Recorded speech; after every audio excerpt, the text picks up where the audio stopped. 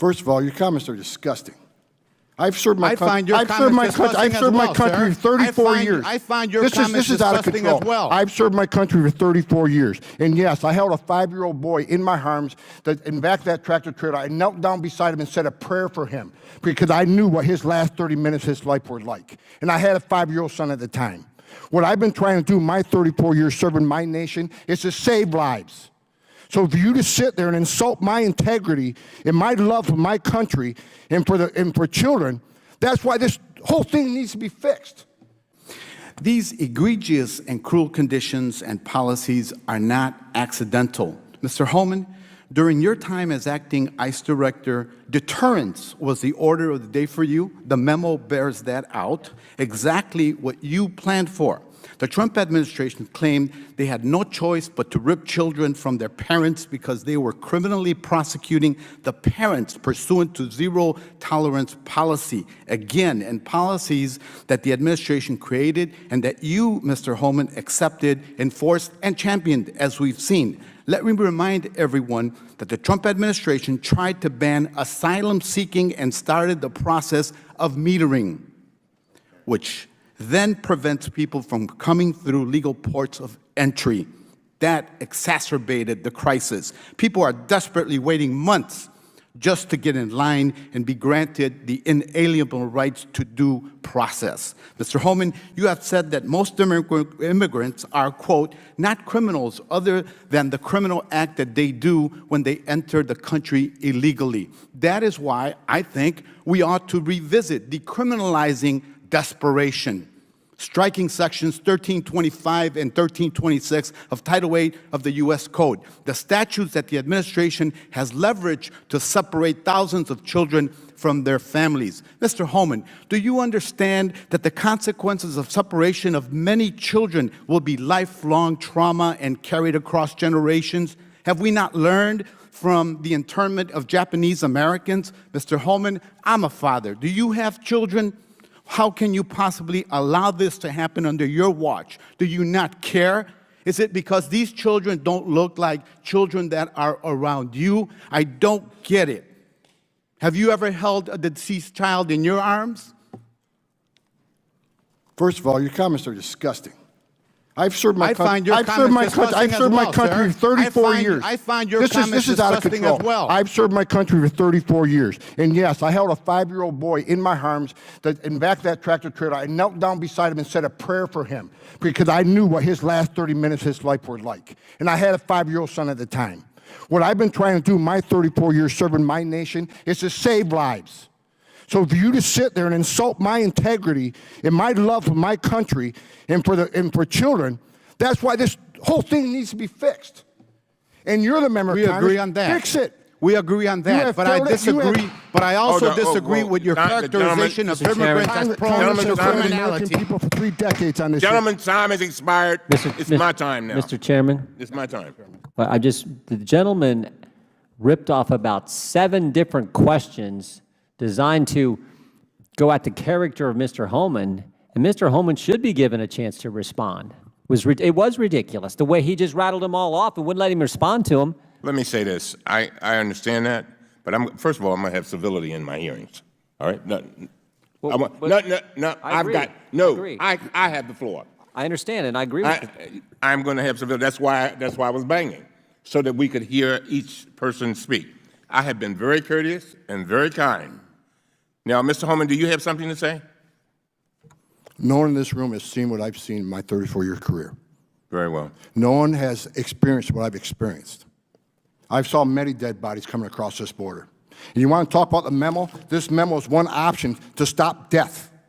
Not just about enforcing the law, stop death. If you want to legalize illegal immigration, good luck with that, because it's going to get a hell of a lot worse on that border. If you say, well, okay, from now on, there will be no consequence, no deterrence. It's not illegal to come to this country illegally. More families would come. 31% women would be raped. More children would die. We're a nation of laws. If you don't like it, sir, change it. You're the legislator. I'm the executive branch, and I've served my country honorably for 34 years. And I will not sit here and have anybody say that I don't care about children because you're not the same color as my children. Thank you very much. Thank you, Mr. Comer. I have to begin with clarifying something that Representative Tlaib said in her opening remarks when we had the portion of the hearing when the legislators were asked to give remarks for 5 minutes. Representative Tlaib, you were offended by the term illegal and said we did not need to use the term illegal to describe certain people that were here in America, that no one was an illegal. But if anyone is in the United States of America unlawfully, then they are, in fact, an illegal. And I just want to clarify that, because when I go home to Kentucky, that's something that offends the overwhelming majority of people that watch what goes on in Congress, specifically in this committee. And let me be clear, this is not a manufactured crisis. This is a problem that is getting worse every day. Yet this Congress continues to do nothing about the real problem at the border. What I have not heard today in this hearing is a real solution to the problem. Just letting people go freely when they cross the border illegally constitutes open border. We cannot have that in America. And let me quote Jay Johnson in an op-ed, and he was President Obama's Secretary of Homeland Security. He said that we cannot embrace a policy, and I quote, "not deport those who enter or remain in this country illegally unless they commit a crime.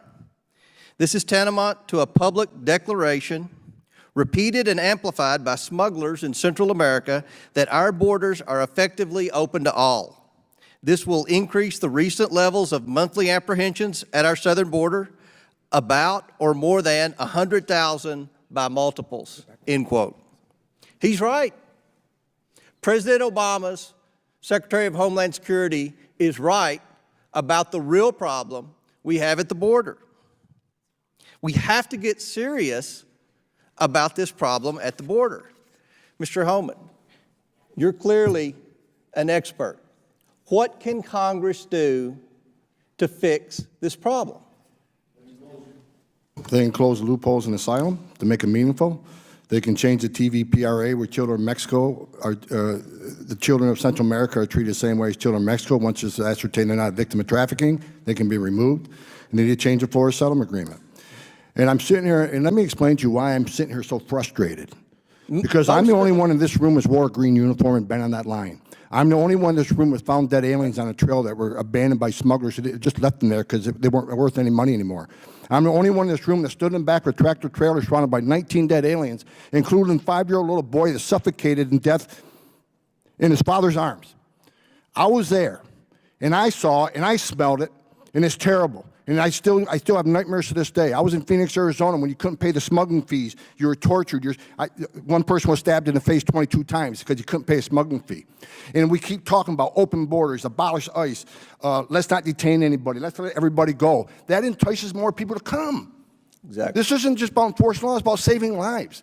I found enough dead bodies in my day. I got a stack of dead bodies here.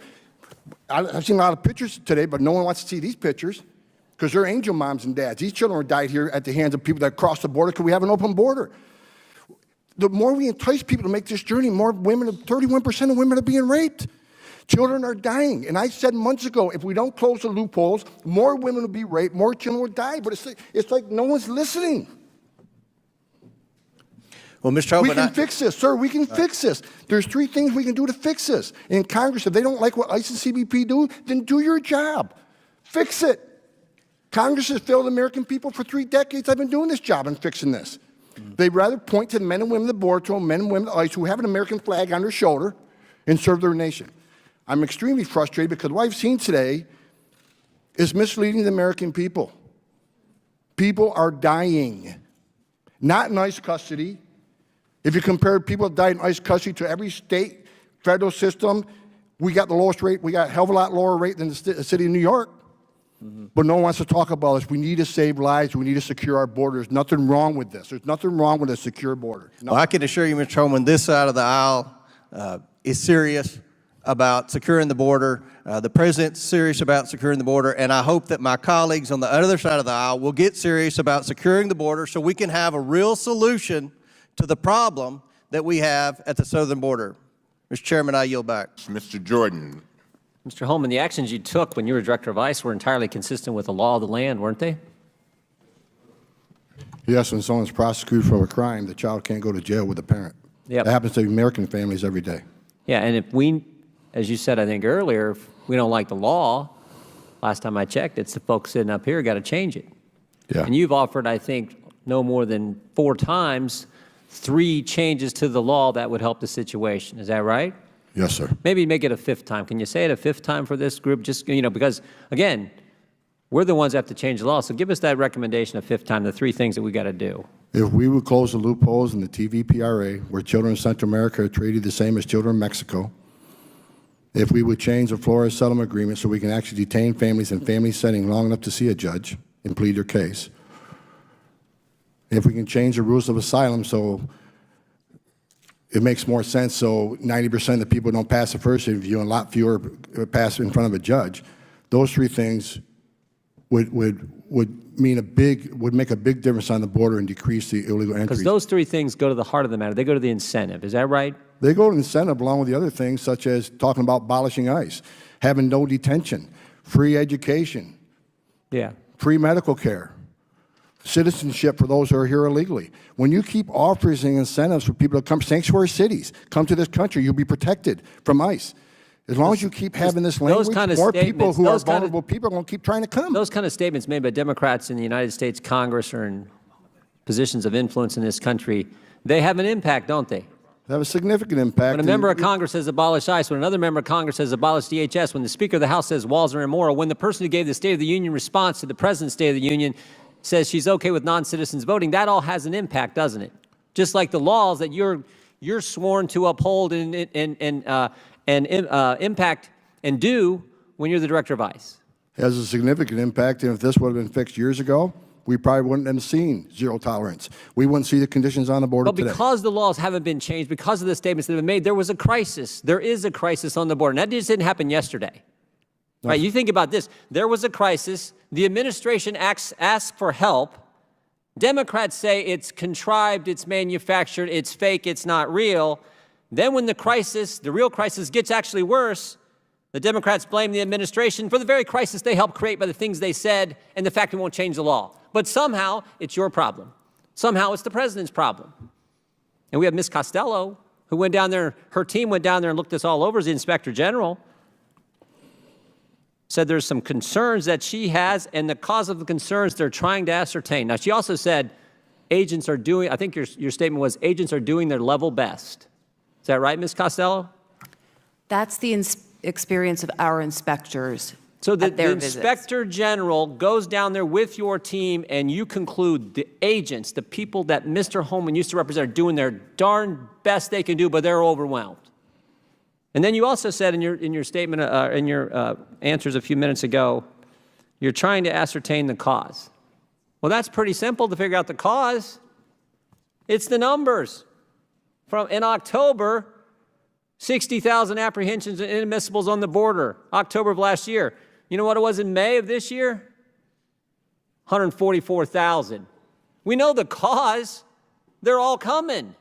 And they're coming because things the other side's saying, and the fact we won't change 3 fundamental things in the law. And it also might help, Mr. Holman, it also might help, because these are the ones that, these are apprehensions, these people presenting themselves at ports of entry. It also might help if we build a border security wall, right? Instead of having the Speaker of the House say they're immoral, even though there's one in her state, it might actually help if we built the border security wall that the American people voted this president in office to do. It might actually help if we did that. Would you agree, Mr. Holman? Absolutely. Every place they built a border barrier, every single place they built a border barrier, illegal immigration decreased. Yeah, it would help with some of the tragic things that we have heard about, tragic situations that we've heard about the last couple of days, this entire week in this committee, that no one wants to see happen.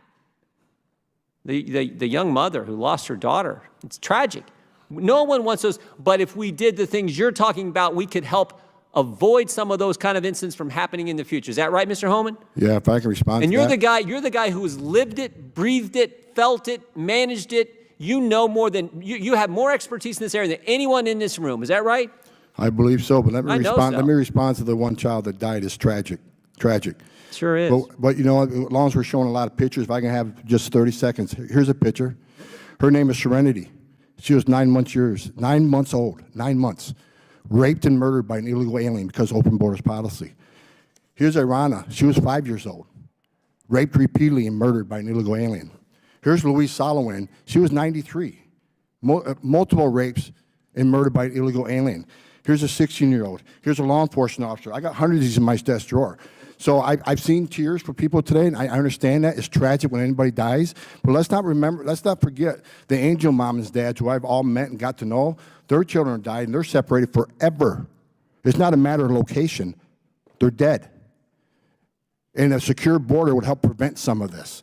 Sanctuary cities does not help this. Sanctuary cities this will increase because of the push of sanctuary cities. Come to our country, we'll protect you. You can even commit a crime, be in our county jail. We're not going to ice into the jail. So he'll go out, recidivism rates, anybody can look them up. 50% reoffend the first year, up to 75 recidivate within 5 years. They're in the country illegally in violation of federal law. They're locked up in a county jail. Let us have access to them and do our job.